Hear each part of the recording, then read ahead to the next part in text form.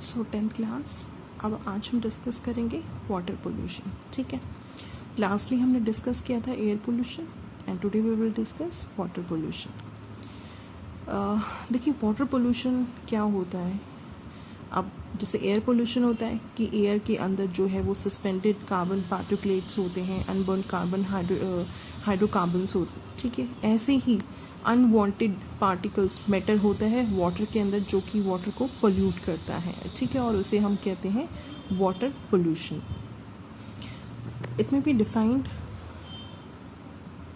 The presence of some inorganic, organic, कोई भी तरह की, चाहे वो इनऑर्गेनिक है, ऑर्गेनिक है, ठीक है, बायोलॉजिकल है, जो पार्टिकल्स हैं, ठीक है, रेडियोलॉजिकल हैं, राइट, और कोई भी फिजिकल फॉरेन सब्सटेंसेस हैं या पार्टिकल्स हैं, फिजिकल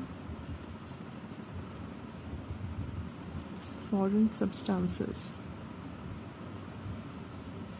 ठीक है, in water that tends to degrade its quality, right? ठीक है, जो कि वाटर की जो क्वालिटी है उसको डिग्रेड कर दें, ठीक है, उसको लो कर दें, राइट. अब देखिए कई बार क्या होता है कि क्रॉप्स में जो है फार्मर्स या जो भी पीपल हैं वो क्या करते हैं अपनी क्रॉप्स में वो काफ़ी मतलब ज़्यादा मात्रा में जो है वो इनऑर्गेनिक फर्टिलाइज़र्स डालते हैं. ठीक है, तो उसमें क्या होता है, उसमें फर्टिलाइजेशन पोल्यूशन हो जाता है. ठीक, क्योंकि वो बहुत ज़्यादा मात्रा में फर्टिलाइज़र्स का यूज़ करते हैं और वो अल्टीमेटली क्या होता है जब वो क्रॉप्स को वाटरिंग करते हैं तो उस वाटर के अंदर घुल के जो फर्टिलाइज़र का अमाउंट है, जो केमिकल्स हैं, वो क्या करते हैं, वो पानी को डिग्रेड कर देते हैं. क्योंकि अल्टीमेटली वो वाटर क्या है, वो किसी नाले में या किसी नदी में या किसी भी जो भी है वो वाटर बॉडी से अटैच होके वो पानी डिस्कार्ड होता है. ठीक है, तो जैसे जो नाइट्रेट है पॉइजनिंग है, और जो मिथेन हीमोग्लोबिनिया है वो भी क्या करता है, वो इन्फेंट्स में अकर करता है, और जो फार्म एनिमल्स हैं वो क्या, वो पॉइजनिंग होती है नाइट्रेट से. ठीक है, तो एक टर्म आती है यूट्रोफिकेशन. What is eutrophication. देखिए यूट्रोफिकेशन होता है कि न्यूट्रिएंट्स का एनरिचमेंट होना by human activity. It means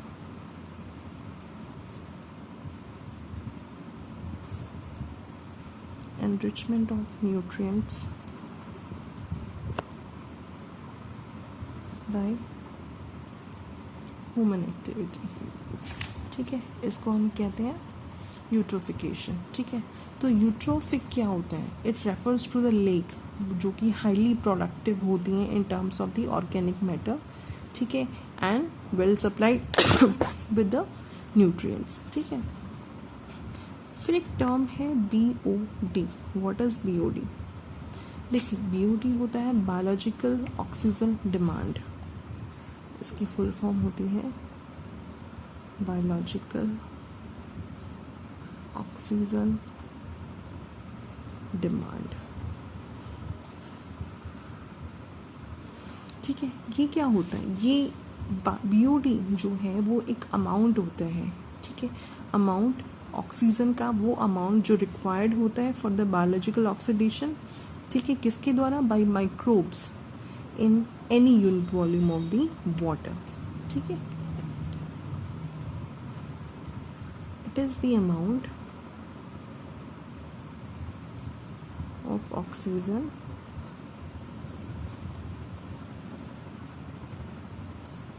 required for biological oxidation by microbes in any unit volume of water, ठीक है। अब देखिए इसका रेशो देखते हैं कि the greater the amount of the organic matter higher the BOD, ठीक है, क्योंकि BOD हायर होता है in the polluted sewage water and it is connected with both microbes and the organic matter, ठीक है। देखिए जितनी भी वाटर बॉडीज़ हैं, चाहे वो पॉन्ड्स हैं, लेक्स हैं, या वाटर स्ट्रीम्स हैं, रिवर्स हैं, ठीक है, सी या ओशियंस, ठीक है, वो पॉल्यूटेड कब होते हैं? इंडस्ट्रियल ग्रोथ से, ठीक है। देखिए आजकल जो है बहुत ही ज़्यादा अर्बनाइजेशन चला हुआ है, जितने भी खाली लैंड हैं, जितने ग्रीनरी वाले जो एरियाज़ हैं, वहाँ पे मोस्टली क्या है, दूर दराज में क्या है, वहाँ इंडस्ट्रीज सेटअप हो रही है, अर्बनाइजेशन हो रही है, ठीक है। तो वाटर की अगर हम चीफ सोर्सेज की बात करें, अगर हम सोर्सेज की बात करें, सोर्सेज ऑफ वाटर पोल्यूशन, तो कौन से ऐसे सोर्सेज हैं जो वाटर पोल्यूशन को जो है वो बढ़ावा दे रहे हैं, वो क्रिएट कर रहे हैं वाटर पोल्यूशन को, ठीक है, वो पॉल्यूट कर रहे हैं। पहला तो हमारा हो जाता है सीवेज, ठीक है, और जो अदर वेस्ट है इसके साथ साथ, ठीक है। उसके बाद इंडस्ट्रियल से जो निकलता है, इंडस्ट्रियल वेस्ट जो होता है, या इंडस्ट्रियल एफुलेंट्स जो हम कहते हैं, इंडस्ट्रियल एफुलेंट्स, ठीक है। थर्ड जो एग्रीकल्चर से भी जितने भी पेस्टिसाइड्स, वीडीसाइड्स और फर्टिलाइजर्स जो है वो यूज़ हो रहे हैं, सो एग्रीकल्चर डिस्चार्जेस, ठीक है, प्लस वो वो इंडस्ट्रीज जो डील कर रही हैं, जैसे केमिकल इंडस्ट्रीज़ है, फॉसिल फ्यूल्स है, प्लांट या न्यूक्लियर पावर प्लांट्स हैं, ठीक है। केमिकल इंडस्ट्रीज़ का वेस्ट है, केमिकल इंडस्ट्रीज़, ठीक है, plants and nuclear power plants,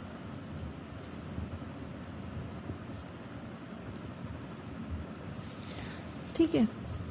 तो देखिए जो सीवेज होता है, सीवेज से हम सभी जानते हैं कि सीवेज जो है तो मेनली एक्सक्रीटा होता है एनिमल्स का, ठीक है। जो वेस्ट होता है एनिमल्स का उसको हम कहते हैं एक्सक्रीटा, सीवेज, ठीक है। और ये मेजर सोर्स, ये जो है मेजर सोर्स है वाटर पोल्यूशन का, ठीक है, क्योंकि वो क्या है, रॉ और पार्शली डिस्चार्ज होता है sewage, that is stored into the natural resources of water, ठीक है। इंडस्ट्रियल वेस्ट में क्या आ जाता है, जो कि जैसे प्रिंटिंग है, electroplating, soap manufacture, rubber, plastic की जितनी भी फैक्ट्रीज हैं, ये क्या यूज़ करते हैं, एक तो कास्टिक सोडा होता है, क्लोरीन होती है, ठीक है। जो कास्टिक सोडा क्लोरीन फैक्ट्रीज जो होते हैं वो क्या रिलीज़ करते हैं, जैसे हैवी मेटल्स होते हैं, जैसे मरकरी है, कैडमियम है, ठीक है, कॉपर, लेड है, ये सारे क्या हैं, ये बहुत ही पॉल्यूटेंट्स हैं, क्योंकि जल्दी से डिग्रेड नहीं होते हैं। और जो एक इवेंट हुआ था वो रिलेटेड था मरकरी से, मरकरी जो आपने थर्मामीटर में भी देखी है, ठीक है। मरकरी पॉइजनिंग हुई थी, वो मिनामाटा सिटी है जापान में, ठीक है, उसमें जो है मरकरी पॉइजनिंग से, ठीक है, वहाँ पे अकर हुई थी, it occurred in the Minamata city है जापान में, ठीक है, जो जापान है उसके अंदर है, ठीक है। तो देखिए जो मिनामाटा सिटी है जापान में, वो उसके ये जो इवेंट हुआ था, ये जो ट्रेजेडी हुई थी वो 1953 में हुई थी, ठीक है। और उसमें जो है उस पॉइजन से जो है वो बहुत सारे लोग मर भी गए थे और सफ़र भी हुए थे, जो सीरियस डैमेज हुए थे, ठीक है। वो कैसे हुए थे, उनको हुआ था फिश से, they taken fish from the Minamata bay, ठीक है। तो इस वजह से जो है उनको मरकरी पॉइजनिंग हुई थी, ठीक है। अब देखिए ऐसे ही एक और है जिसको हम कहते हैं कैडमियम पॉइजनिंग। कैडमियम पॉइजनिंग का ये क्या कॉज करती है, जो कैडमियम पॉइजन है, इट कॉज इटाई, ठीक है, जिसको आउच डिजीजेस भी कहते हैं, ठीक है। इटाई डिजीज होती है। अब देखिए जो हैवी मेटल जो है वो किसके द्वारा है, वो ऑब्वियसली मैन के द्वारा है, ठीक है। जितने भी एक्सेसिव यूज़ होती हैं पेस्टिसाइड्स की, वो पानी में घुलते हैं और वाटर पोल्यूशन क्रिएट करते हैं, वो क्या करते हैं, वो दे पेनिट्रेट थ्रू द सॉइल, ठीक है, और उसके अंदर वो पानी में जो है वो प्रॉपरली डिजॉल्व हो जाते हैं सॉइल वाटर में, ठीक है। पेस्टिसाइड्स क्या है, देखिए वैसे पेस्टिसाइड्स एक सब्सटेंस हैं जो हम पेस्ट को कंट्रोल करने के लिए करते हैं, बट वो उनका क्या होता है, उनकी भी एक लिमिट होती है, ठीक है। और कई हम जैसे स्प्रे करते हैं, DDT स्प्रे करते हैं, ठीक है, वो क्रॉप्स के ऊपर, वो क्या है, वो ना सिर्फ सॉइल में, वाटर में, but it also causes air pollution. जो DDT है, DDT देखिए ये भी काफ़ी हैवी केमिकल होता है, DDT केमिकल जो होता है, ठीक है। सो ये वाटर, सॉइल और एयर, ये तीनों पोल्यूशन क्रिएट कर रहा है ये, ठीक है। वाटर भी कर रहा है, सॉइल भी कर रहा है, प्लस एयर, ये जो है ये तीनों पोल्यूशंस में कंट्रीब्यूट कर रहा है DDT जो होता है, ठीक है। ये होता है डाइक्लोरो डाइफिनाइल डाइक्लोरोइथेन, ठीक है। सो एक टर्म है बायोलॉजिकल एम्प्लीफिकेशन, जिसको हम मैग्निफिकेशन भी कहते हैं। वो क्या होता है, किसी कंसंट्रेशन का, ठीक है, जो परसिस्टेंट केमिकल होता है उसकी कंसंट्रेशन का में इंक्रीज होना, ठीक है, by the organisms at the successive trophic levels in a food chain, ठीक है। What is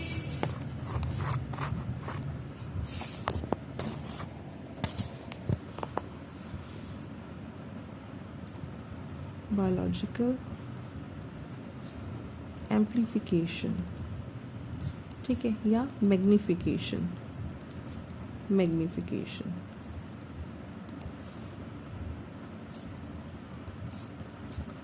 What it is? Increase in concentration of a persistent chemical by the organisms at successive trophical levels in a food chain, right? After that we have a term called biological monitoring.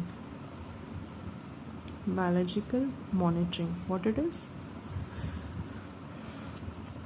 देखिए ये एक direct measurement है, ठीक है। जितने भी biological component होते हैं उनके अंदर जो चेंजेस आते हैं किसी भी हैबिटेट में, ये उसका डायरेक्ट मेजरमेंट होता है। और ये जो बायोलॉजिकल मॉनिटरिंग है, it is based on the evaluation of the number, ठीक है, या डिस्ट्रीब्यूशन होना ऑर्गेनिजम्स की या स्पीशीज की, right. So it is a direct measurement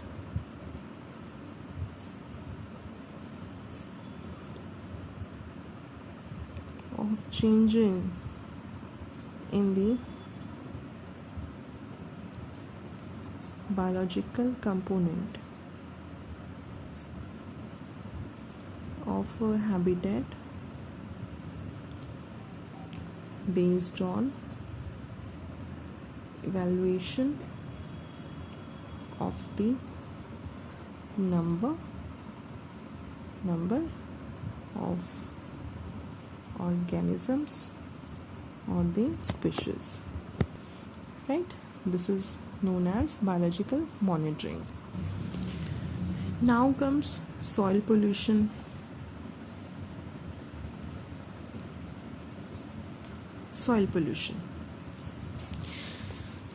देखिए सॉइल जो है, it is a most important component of earth, ठीक है। Soil is the most important component of earth, ये हम सभी जानते हैं, क्योंकि जितनी भी वेजिटेशन डिपेंड करती है वो किसके ऊपर डिपेंड करती है, इट डिपेंड ऑन सॉइल, ठीक है। वो अलग बात है कि जैसे जैसे एरिया डिफरेंट होगा वैसे वैसे जो सॉइल है उसके टाइप्स और उसकी क्वालिटी भी जो है वो डिफरेंट होती है, बट कंपोनेंट तो सॉइल ही रहती है अर्थ की, ठीक है। तो जितने भी प्लांट्स, जितनी भी वेजिटेशन हमारी जो ग्रो करती है वो कहाँ करती है, अर्थ क्रस्ट पे, इन सॉइल, ठीक है। और जो प्लांट सर्व करते हैं हर्बीवोर्स एनिमल्स के लिए एज अ फूड, ठीक है। तो सभी एनिमल्स जो हैं, और वो एनिमल्स है ना, वो they are further eaten up by the carnivores and then omnivores. ठीक है। तो लाइफ जो है वो किसके ऊपर डिपेंड है? सॉइल के ऊपर। सॉइल्स के अंदर प्लांट्स ग्रो करते हैं, प्लांट्स को हर्बीवोर्स एनिमल्स ईट करते हैं, फिर वो कार्निवोर्स ईट करते हैं, देन ओमनीवोर्स। ठीक है। और जो वेजिटेरियन हैं वो तो टोटली डिपेंड करते हैं, है ना, फ्रूट्स वेजिटेबल्स के ऊपर। तो लाइफ जो है वो कौन कहाँ पे सस्टेन हो रहा है, कौन सस्टेन कर रहा है उसको? सॉइल। ठीक है। तो जैसे पानी और हवा ज़रूरी होती है, ऐसे सॉइल भी क्या होती है, इट इज़ जैसे वो पोल्यूशन होता है उनमें, तो it is also subjected to the pollution. How? कोई भी फॉरेन सब्सटेंस, ठीक है, एनी फॉरेन सब्सटेंस, चाहे वो ऑर्गेनिक पॉल्यूटेंट्स हैं, that enter the soil, it will adversely effect the soil productivity. ठीक है। तो वो सॉइल की ना कलर पे अफेक्ट होगा, वो किसकी? वो सॉइल की प्रोडक्टिविटी पे, उसकी जो जो उसके न्यूट्रिएंट्स कंटेंट हैं उनके ऊपर वो जो है वो हार्म करता है। ठीक है। सो एनी फॉरेन सब्सटेंस, ठीक है, जो ऑर्गेनिक पॉल्यूटेंट्स होते हैं, ठीक है, that enters the soil, it will adversely affect the soil productivity। ठीक है। जो ज़मीन उपजाऊ होती है और जो ज़मीन बंजर होती है, क्योंकि उनमें क्या है तो दोनों मिट्टी ही, मगर उनकी प्रोडक्टिविटी में अंतर होता है, उनकी प्रोडक्टिविटी में डिफरेंस होता है। ठीक है। एक वो ज़मीन होती है जहाँ पे हम कोई भी फसल उगाएं, कोई भी प्लांट करें, बहुत अच्छे से ग्रो करता है, और एक ज़मीन ऐसी होती है जहाँ पे जो हम लाख कोशिश कर लें, मगर जो प्रोडक्टिविटी होती है वो सॉइल की, it doesn't allow the plant to grow. ठीक है। देखिए, सॉइल में जो है वो कुछ जो है पॉल्यूटेंट्स होते हैं। ठीक है। तो बेसिकली हमने उसको कैटेगराइज करा है इनटू 3 टाइप्स। 3 तरह के अंदर जो है वो 3 तरह के पॉल्यूटेंट्स होते हैं सॉइल के अंदर। पहला जो होता है पॉल्यूटेंट्स, वो होता है that washed out of atmosphere when came in contact with it and may pollute the soil। ठीक है। जो पॉल्यूटेंट्स होते हैं, समझने की कोशिश कीजिए कैसे। जो एटमॉस्फेयर से वॉश्ड आउट पॉल्यूटेंट्स होते हैं वो सॉइल के कांटेक्ट में आते हैं और वो उसको जो है अफेक्ट करते हैं। ठीक है। Pollutants that are washed out of the atmosphere. ठीक है। सेकंड तरह के जो पॉल्यूटेंट्स होते हैं वो हो गई सबसे कॉमन जो है, मेजॉरिटी जो फॉर्म करते हैं, जैसे पेस्टिसाइड्स है, ठीक है, इंसेक्टिसाइड्स हैं, बहुत तरह के जो हैं इंसेक्टिसाइड्स वगैरह और पेस्टिसाइड्स वगैरह प्लांट्स के ऊपर छिड़के जाते हैं। वीडीसाइड्स हैं। ठीक है। वीडीसाइड्स जो अनवांटेड प्लांट्स हो जाते हैं उनको ख़त्म करने के लिए केमिकल्स का यूज़ होता है। ठीक है।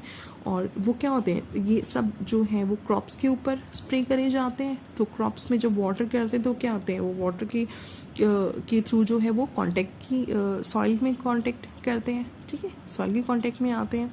और थर्ड तरह का जो पॉल्यूटेंट होता है वो होता है नाइट्रोजीनस फर्टिलाइजर्स। ठीक है। Nitrogenous fertilizers. ठीक है। ये नाइट्रोजनस फर्टिलाइजर्स क्या करते हैं, देखिए ये जो है ये सॉइल के साथ मिक्स होते हैं टू इंक्रीज इट्स प्रोडक्टिविटी। वैसे इनका यूज़ सॉइल की प्रोडक्टिविटी को इंक्रीज करने के लिए किया जाता है, मगर कई बार क्या होता है इनका नेगेटिव इफेक्ट होता है। और वो नेगेटिव इफेक्ट कब होता है, जब ज़रूरत से ज़्यादा इनको जो है वो क्रॉप्स पे स्प्रे किया जाता है। ठीक है। तो उसके बाद ये जो है अपना एडवर्स, क्योंकि है तो केमिकल्स, ठीक है, कोई ऐसे नेचुरल चीज़ तो है नहीं कि अगर ज़्यादा मात्रा में डलगी तो वो नुकसान नहीं करेगी। तो प्लांट्स में क्या होते हैं, क्रॉप्स की बर्निंग हो जाती है ना। और वही जो क्या करते हैं, सॉइल में भी इसका एडवर्स इफेक्ट होता है, वो सॉइल की प्रोडक्टिविटी को कम कर देता है। ठीक है। तो और सबसे ज़्यादा जो आजकल हर जगह ये बहुत ही एक बर्निंग क्वेश्चन हो गया है कि जितनी भी बड़ी सिटीज़ हैं उनमें क्या करते हैं, उनका जो जितना भी वेस्ट और जो डंप वेस्ट जो डंप होता है वो कहाँ करते हैं, बड़ी सिटीज़ में किसी भी जाके सॉइल के अंदर ही करते हैं वो, ठीक है, जितना भी वेस्ट और वो जो होता है। और मोस्टली जो प्लास्टिक कंटेनर्स होते हैं, प्लास्टिक की बॉटल्स होती हैं, वो बड़ी सिटीज़ में क्या करते हैं, वो कोई भी खाली कोई भी जगह दिखता है और सॉइल के अंदर वो जाके उसको डंप कर देते हैं, ठीक है। सो प्लास्टिक्स क्या होते हैं, ये नॉन बायोडिग्रेडेबल होते हैं, ठीक है। तो जो डिग्रेड ही नहीं होते वो हमेशा जो है वो सॉइल के अंदर ही प्रेजेंट रहते हैं, राइट। उसके बाद एक तरह का पोल्यूशन है जो कि काफ़ी डेंजरस है, this is the radio active pollution. देखिए वो बाकी पोल्यूशंस तो हमारी मेजॉरिटी जो है हमारे एनवायरनमेंट को पोल्यूट कर रहे हैं, ठीक है ना, और फिर धीरे धीरे जाके वो ह्यूमन को मतलब उनकी ऊपर एडवर्स इफेक्ट आते हैं। मगर रेडियो एक्टिव पोल्यूशन जो है वो काफ़ी it is a very threatful pollution. इसमें क्या होता है, कोई भी अनस्टेबल एटॉमिक न्यूक्लियस जो है दैट में अंडरगो दी स्पॉन्टेनियस डिसइंटीग्रेशन और डिके, ठीक है। और ये जो प्रोसेस होता है ये बहुत सारी रेडिएशन प्रोड्यूस करता है, ठीक है, और एटम्स प्रोड्यूस करता है जो कि डिसइंटीग्रेटेड होते हैं और उनको हम रेडियो एक्टिव कहते हैं, ठीक है, राइट। सो एन अनस्टेबल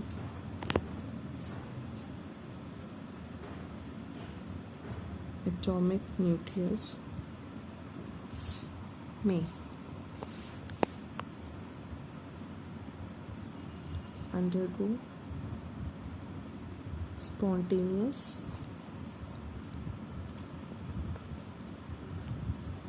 disintegration और decay, ठीक है। Now this process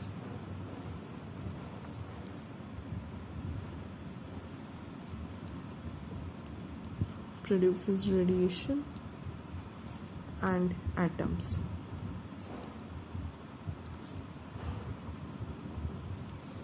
That undergo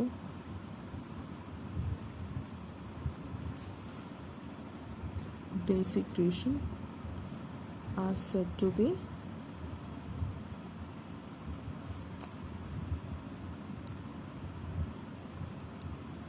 radioactive, ठीक है। और देखिए रेडिएशन क्या होती है, रेडिएशन वो एनर्जी होती है जो कि ट्रैवल करती है वेव्स में या पार्टिकल्स वे में, ठीक है। जो एटमॉस्फेरिक रेडिएशन होती है वो नेचुरल भी हो सकती है और मैन मेड भी हो सकती है, ठीक है। जो बैकग्राउंड रेडिएशन होती है बेसिकली होती है कॉस्मिक रेज से, ठीक है।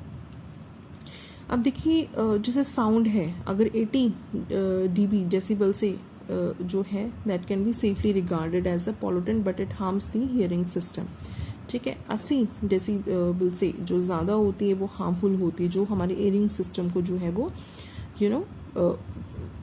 They can make the 80 decibel, ठीक है।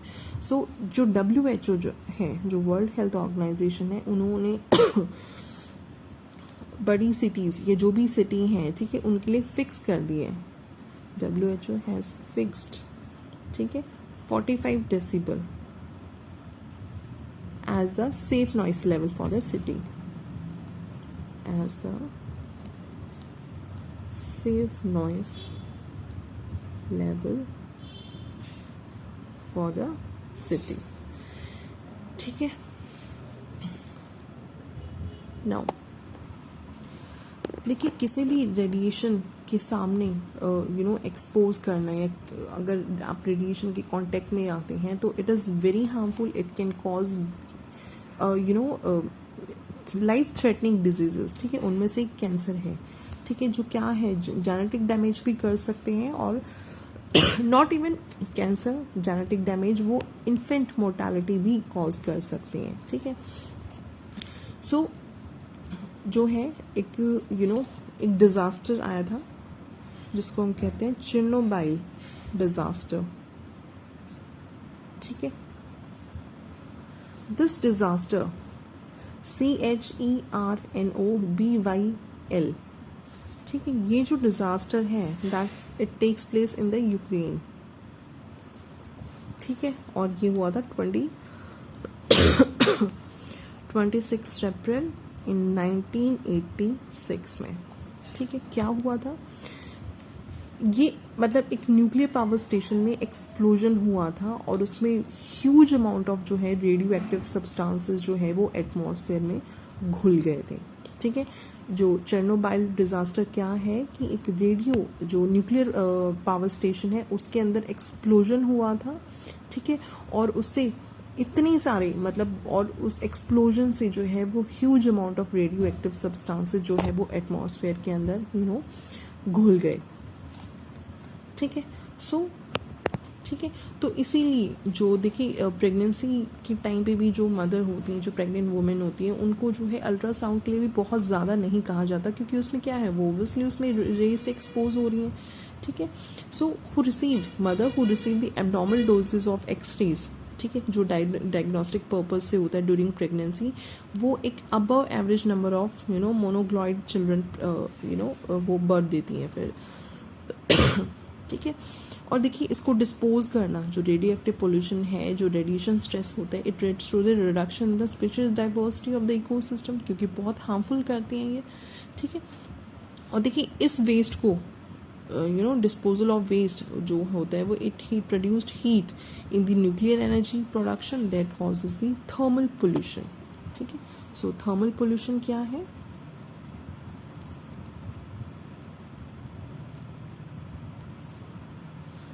thermal pollution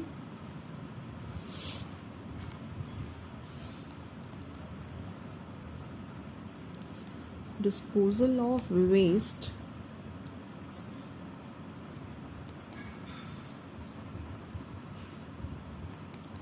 heat produced in the nuclear energy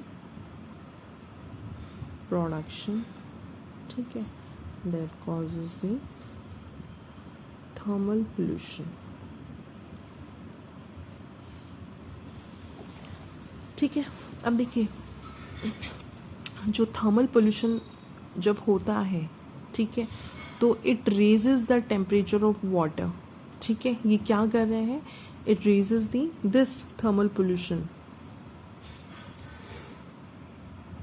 thermal pollution raises the water temperature। ठीक है, देखिए पानी का जो टेम्परेचर है वो अगर रेज होता है, ठीक है, तो उसका जो मेटाबॉलिक रेट और जो ऑक्सीजन कंजप्शन रेट है वो क्या होगा, वो भी इंक्रीज हो जाएगा। ठीक है, that leads to the increase in metabolic rate and oxygen consumption of the microorganisms।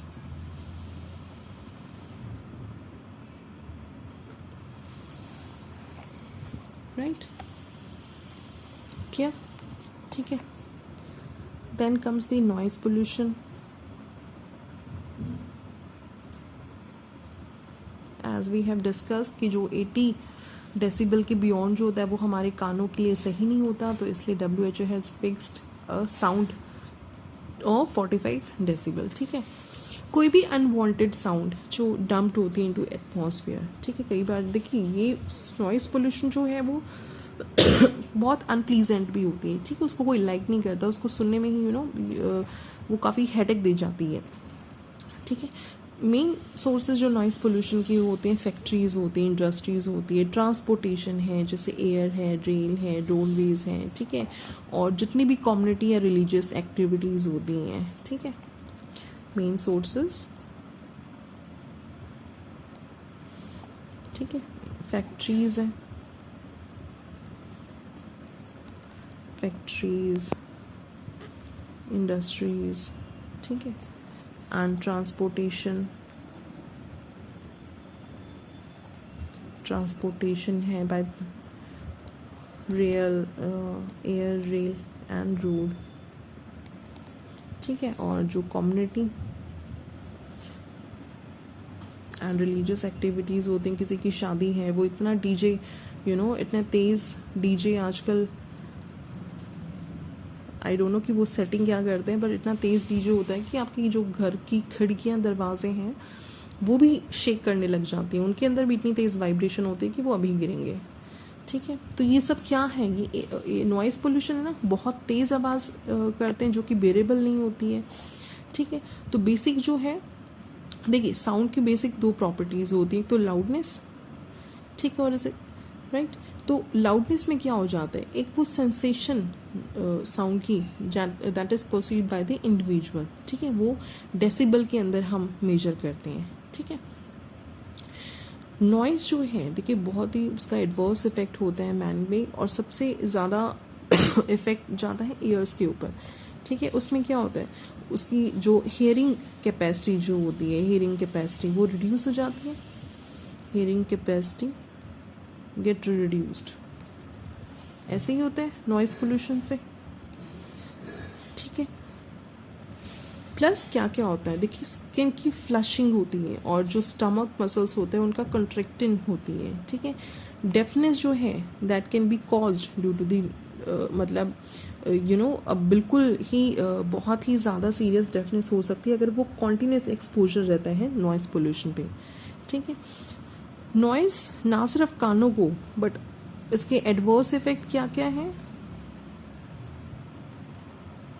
Adverse effect देखिए, इट प्रोड्यूसेस अल्सर्स भी प्रोड्यूस करती है, अल्सर्स हैं, सिर में दर्द कर देती है ना, हेडेक करती है, हार्ट डिजीज़ जो है हार्ट डिजीज़ कॉज करती है। ठीक है, हाई बीपी कर देती है, हाई ब्लड प्रेशर। ठीक है, और नर्वसनेस, घबराहट हो जाती है ना, नर्वसनेस, राइट। तो राइट, तो ये नॉइज़ पोल्यूशन के कुछ एडवर्स इफेक्ट हैं जो बहुत बुरा इफेक्ट डालते हैं ह्यूमन बॉडी पे और एनिमल बॉडी पे, जितने भी लिविंग ऑर्गेनिजम्स हैं। राइट।